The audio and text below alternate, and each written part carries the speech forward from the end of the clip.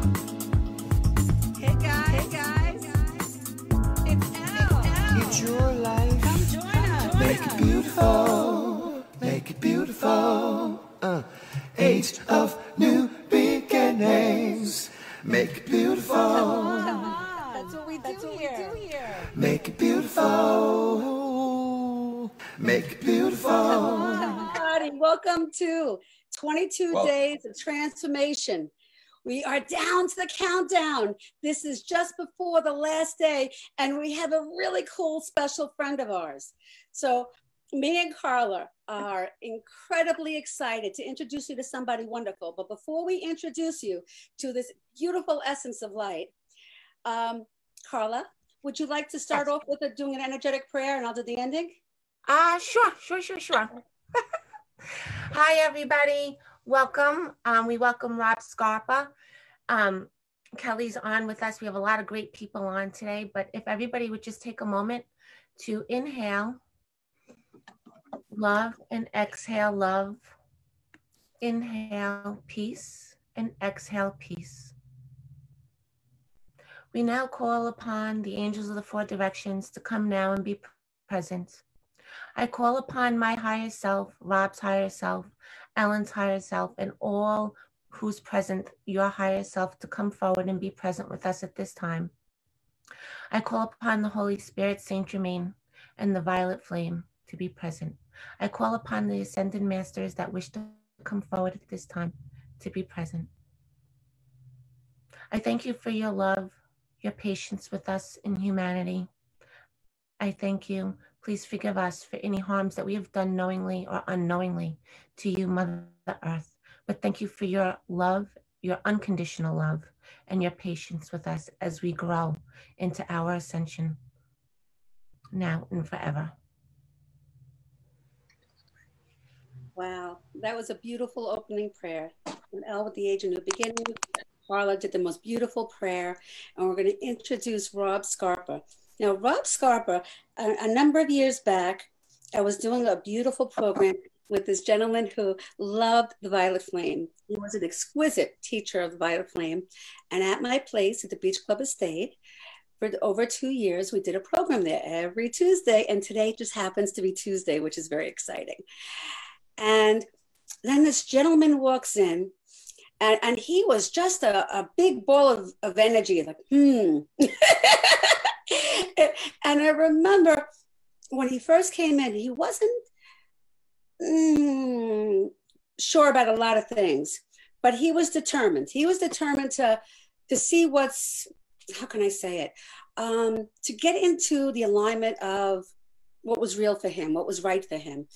And that was like the beginning of his journey. Unless maybe, Rob, you know what? I'm going to let you share.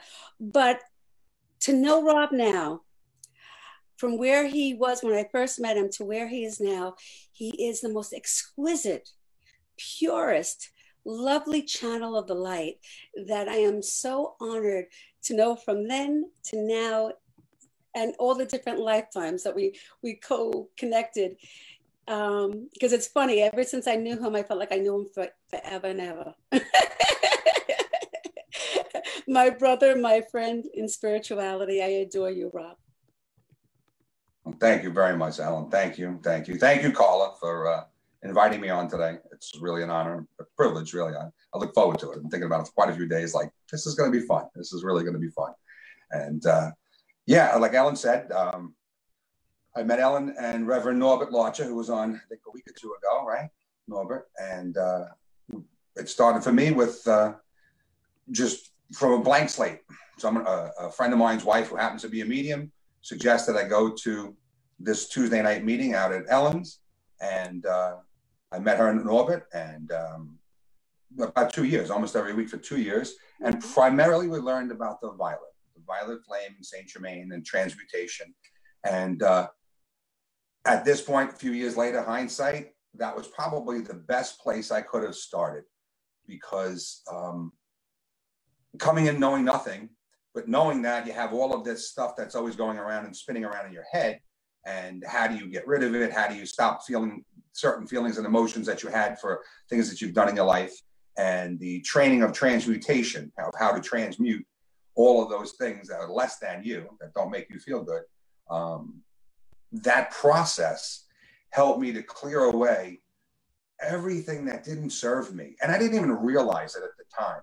I had no idea. I just knew that every time I did the meditation that Norbert had led, and I would do it at home, every day before work, and I felt better, and different realizations would come in each time I did it. Sometimes much more powerful than other times, but I felt lighter each day. And this went on, for a couple of years when we were pretty steady going out to meet with Ellen and Norbert every week. And then I started to go into different places and branch out and to see different classes and different things and mediumship and all, and all the different modalities that are within spirituality right now.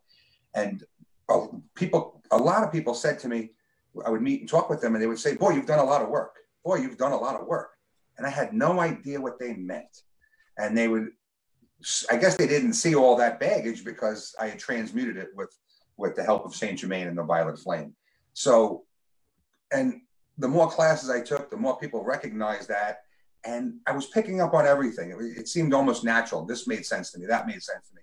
And not getting locked into any one modality was very important with this. Excuse me. And so it was big that foundation was there. It was able to clear out my file cabinet. So I no longer had to take all that history with me year after year. Again, all the things that didn't serve. And it made for a fantastic launch into where I am now, receiving messages, mediumship, but that's not where I never intended to be a medium per se. It was always just about getting those higher truths, getting the questions answered, why are we here? Who, the same question everybody always asks, what are we here? What's my purpose? Probably the first question I asked you ask every medium, what's my purpose? And now I know what it is. Now I get it. And it's just been a wild journey. You have any questions, Elle, before I talk for 2 hours? I just love from almost the very beginning, no matter where you go, and everybody goes, hey, Rob, how you doing? And you go, living the dream. I'm just living the dream. And that when you started going into places, you go, how you doing? And they'd say it right back to you, baby. Yeah. Raise the vibration with your energy. And it's when I don't say it, and to this day, now this has been going on for quite a few years, I've been saying it. And when I don't say it, what's the matter, Rob? Aren't you living the dream? And where I've been working for the last couple of weeks, we weren't sent home. And the people that I work with always hear me say it, always hear me say living the dream, but they would refrain from saying it. They'd ask me how I was, and I would always say, how are you today? And they would, I'm okay, I'm all right. And I'm like, that's it? Then I didn't see them for a couple of weeks because a lot of them were, we were quarantined, what have you. And now when I came back, 3 of them this week all said to me, I'm living the dream. I'm like, this is working. It's contagious. And I am living the dream as an affirmation. Learning about affirmations as a tool, a technology to help to create the world that you want around you, to improve health, to help to transmute. I learned a lot of that, the affirmations from Ellen and Norbert. He was, we used to do our affirmations every week. I have a list of them, and I've added a lot to it, of all the different things you can recite every day. Can you say a couple? Can you say a couple? Oh boy, it was. I am healed. I am magnificent. I am healed. I am whole. I am whole. My favorite one is I always say that. What about I am you thing? I am you thing. Yes, we know that we can get done. It's all a matter of believing it, telling your cells that this is it. I want original equipment DNA. I don't want any knockoffs. Give me your original equipment. Go backwards, lengthen the telomeres. I don't have an expiration date. You know what I'm saying? And I'm going for the full 800,000 years, whatever the body was built for. I'm going to really do my best to max it out. I know that we're going to have to stop and do a little rejuvenation here and there because that's what they say, every 100 years or so, we got to go find a fountain of youth or something. But I'm all right now. I'm good right now. I'm feeling good. Can you tell them how you met Hilarion? Oh, boy. Yeah, Hilarion is an angel and an energy that's out there. And at the time when I was first in these classes with Ellen and Norbert, noticed a few things. I noticed that most of us were all the same age within a year or two. We were all just around 50 years old, plus or minus. And what happened there? Just lost my screen. Hi, baby. How are you left? Okay, so realizing that we're all around the same age, so we're all born around the same time, and I thought that was interesting, and what was the significance of that? And that was a question. You know, you end up with a lot of questions. The next one was inquiry with regard to healing. Ellen's husband was not doing well, and every week we would pray for him. And he was in the hospital for an extended period of time, and each week after our classes, she would go to St. Francis at 10, 11 at night and, you know, spend the time with the husband. And finally one night, we prayed every week. And it didn't seem to be getting any better. You know, it wasn't looking good. Let's put it that way, and be honest. And I said, you know, well, maybe you should stop on the way to the hospital and get a joke book for your husband. And she looked at me and I said, yeah, like knock jokes, whatever you can do. I said, since laughter is the best medicine, then Anthony needs to laugh. So let's get some, you know, get him laughing. And then I said, well, if there's an angel for protection, and there's an angel for grounding, and there's an angel for writing, and there's an angel for everything, then who's the angel of funny? And everyone at the table looked at me, and nobody knew who the angel of funny was. And I said, it's got to be like, you know, something simple. But nobody knew. And the next morning I woke up, and I've learned to trust YouTube when things pop up, even though you're not searching. You know, they're recommended for you. And there was a message from the angel Hilarion. And I had never heard of Hilarion. And I was like, wow. And so then I listened to the message, and I found out that he was a great healer. And when things are funny, they're hilarious. And so I got my answer the next day, and I couldn't wait to call Ellen and everyone in the class and explain Hilarion and what I had found out. And then I did more and more research on Hilarion. And the more I talked about him, obviously he was listening.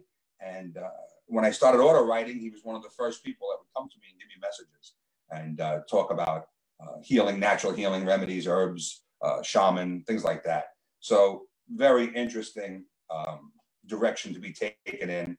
And it's all through inquiry. And that's the switch that turns everything on, is asking the questions.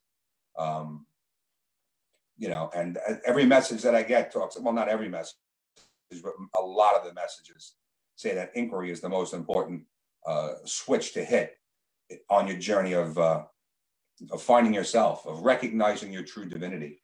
Because really we've gone through an age of forgetting, and now we're in an age of remembering. And it's fun. It's a lot of fun. I don't know. So what happened when people started noticing the energy shift that that started taking place? Well, of course, your family starts to see it right away and thinks you're off your, you know, what are you smoking? What are you drinking? Who are you hanging out with? What the hell's going on? But when you just come home smiling all the time and you don't engage in the, you know, the stuff that you used to engage in that wasn't, you know, didn't make you feel good, eventually it starts to catch on. It catches on at home, it catches on at work, it catches on with all the people around you. And then they expect you to walk in the door smiling and spreading love. You know, they don't want to, they look to you to pick them up. And then you learn that there's people that do that all the time that can feed off of you. And you learn as you go along who's feeding, who's not. This journey causes one to, you know, look inside, see what resonates with you within your life, and even people in your life. And I found that I was separating from people that I'd been friends with for 30 years or more. And, you know, you don't know where that's going to take you, but you just know that the vibrations aren't meshing. It's just not there.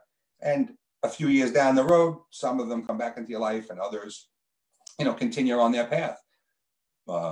And you learn through all of that it's all part of the plan. You know, we all made this deal. You know, we signed these contracts in invisible ink that don't really mean anything unless you want them to. And that's it. It's you know, it's constantly expanding, constantly. There's never a day that goes by that you don't want to learn something else. You know, you hear something from someone and you want to know more about it. Well, that's where I am. That's where I am, at least. And it's a lot of fun. Watching you evolve and watching you from being aggravated about certain things to actually becoming so empowered in your own life has always brought me the most immense joy. You know, so whenever I see you, I normally always in a place of how can I say, projecting light. I'd like to think I am. But when I see you, I mean, because it's so fun to see you be you and in your totality of walking in and having a very beautiful sense of self, seeing how people respond to you now, seeing you being excited by the magnificent channeling that you did. I remember, I think it was my birthday, and I was sitting in my car and I was pouting and I was really, really sad. And I was trying to get my mind off of me. So I said, Rob, what is it that you always wanted to do? And you said, I wanted to channel. I go, Rob, you don't have to go anywhere to learn that. You got that. And he's like, I go, is it something you really, really want? He goes, yeah. So then we did a meditation. And then after that meditation, you channeled my mom in so that's right. exquisitely, right.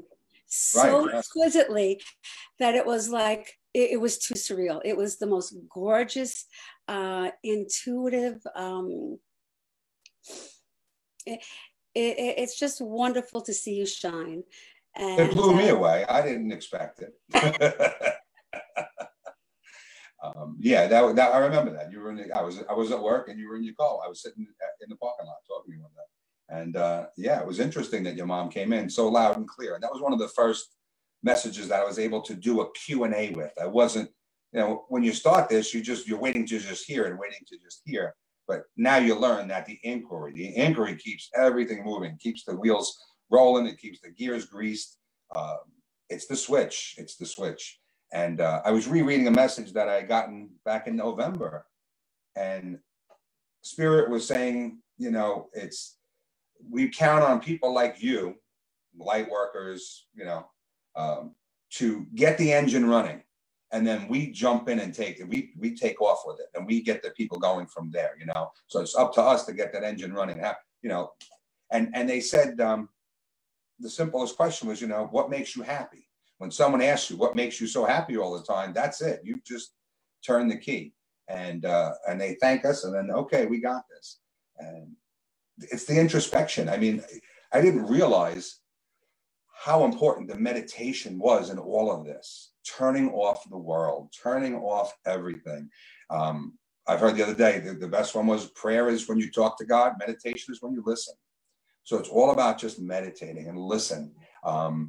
They know what we need, whether it's our higher self or angels or entities or Yeshua or Mary Magdalene. I mean, you know, there's no limit to who's there to talk to us. You know, it's just an angelic type realm and stuff like that. But then you've got all your family members that have passed, all your friends that are on the other side. They're all there. There's no limit to who you can contact or who you can ask to speak with.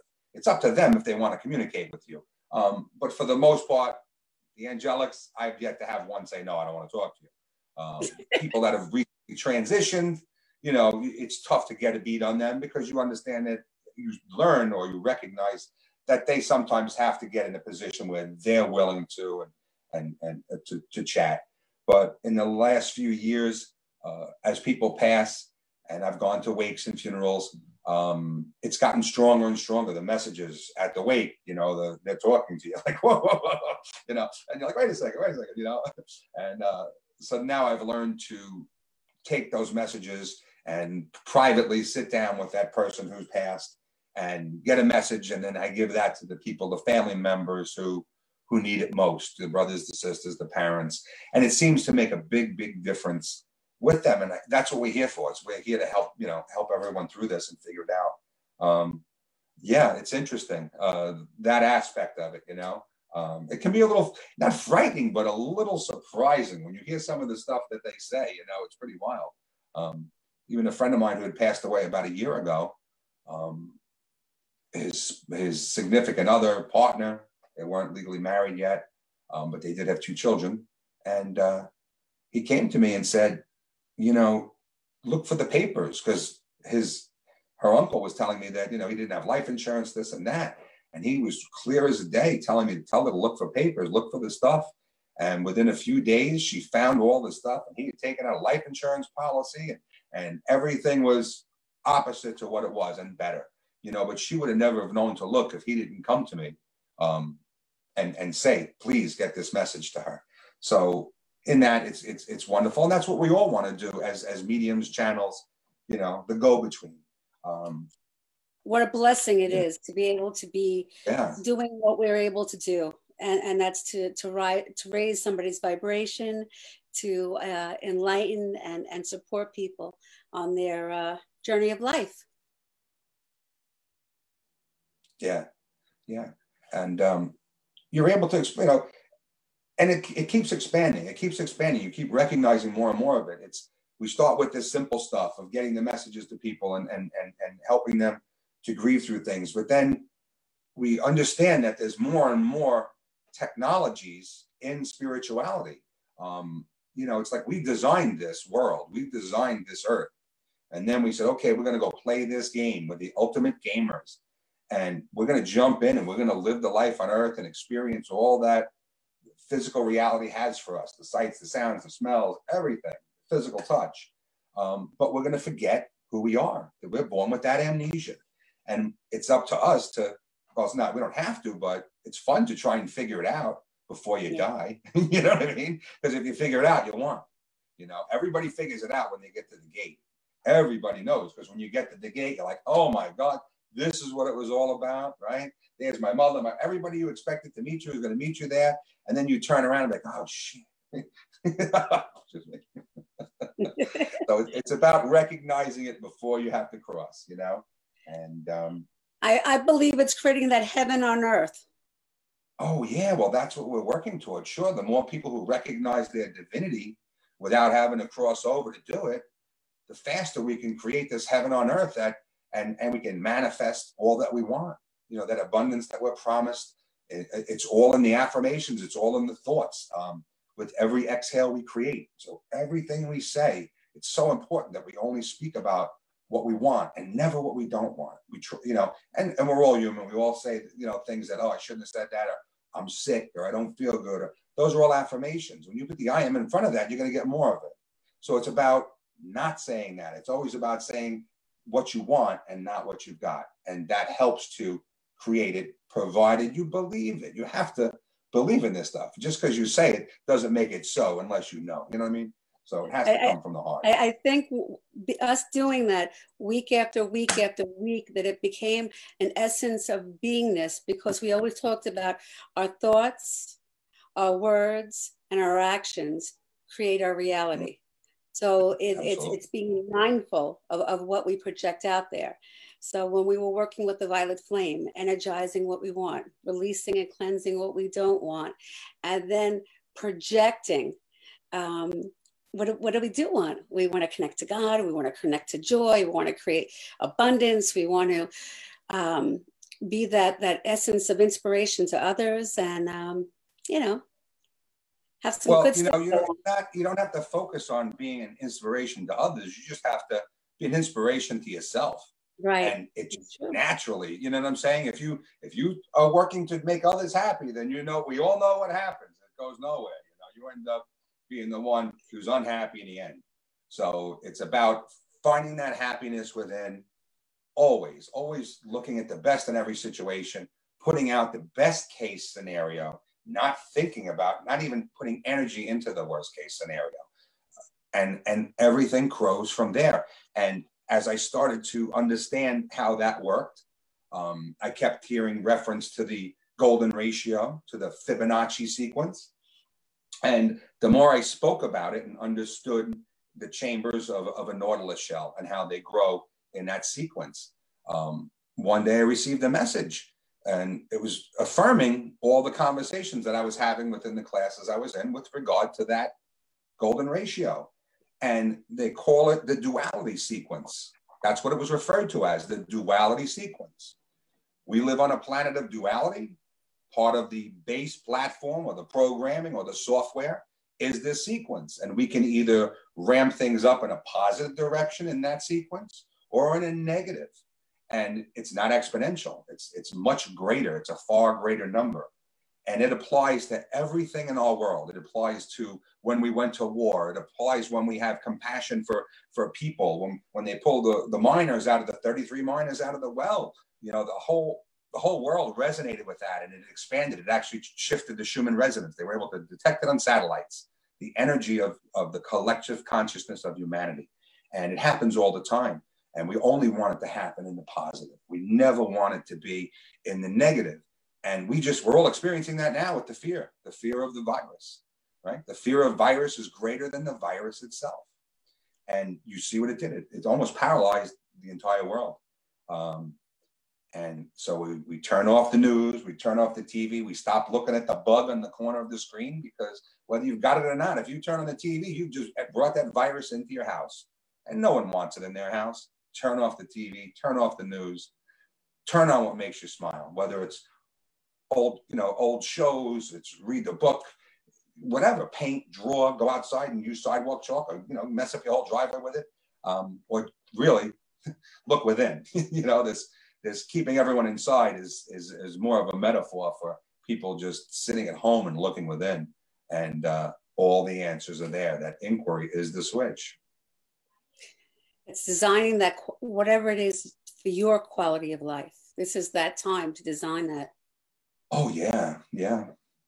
We're kind of coming to a juncture now, where what do you want? You want to go up and away and into that golden age that has been promised to us, or do you want to continue to toil in this system that we have of debt and fear and constant negativity and constant warring? Everyone's an enemy and always pitting one against the other, and that's not where humanity should be going. I mean, you have the option, you can do it, but for me to go toward the golden ages sounds like the best option there is.